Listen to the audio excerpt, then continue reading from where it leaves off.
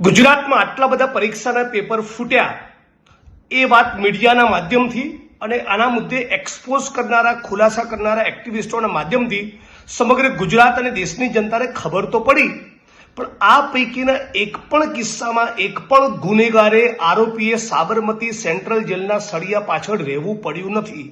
અને આવું એટલા માટે થયું કે કોઠા જેવા અધિકારીઓએ કોઠા જેવા ઇન્વેસ્ટિગેશનો કર્યા અને કોઠા જેવી ચાર્જશીટો કરી.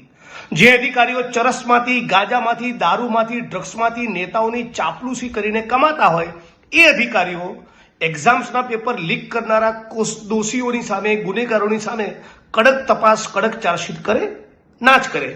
એટલે જ્યાં સુધી નોન કરપ્ટ પ્રામાણિક અધિકારીઓની બનેલી એસઆઈટીનું ગઠન કરી આ તમામ કેસનું ઇન્વેસ્ટિગેશન સોંપી 1 વર્ષમાં ડે ટુ ડે ટ્રાયલ ચલાવી ફાસ્ટ ટ્રેક કોર્ટમાં આ કેસના ચુકાદા આવે અને આરોપીઓ ભલે ભાજપના આગેવાનો, કાર્યકર્તાઓ, હોદ્દેદારો રહ્યા એ બધાને સાબરમતી સેન્ટ્રલ જેલના સળિયા પાછળ મોકલવામાં આવે તો ગુનેગારોમાં મેસેજ જાય કે હવે બોસ પેપર ફોડવાની કોશિશ કરી તો મર્યા.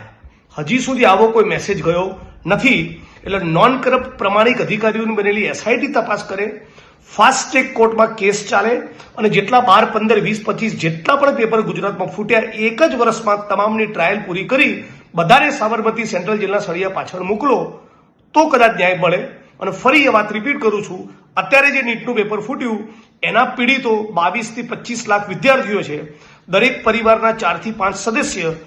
1 જૂન 1 કરોડ લોકો ચલો દિલ્હી એવો કોલ આપીને 1 કરોડ માણસ દિલ્હીની સડકો પર ભેગા થાય.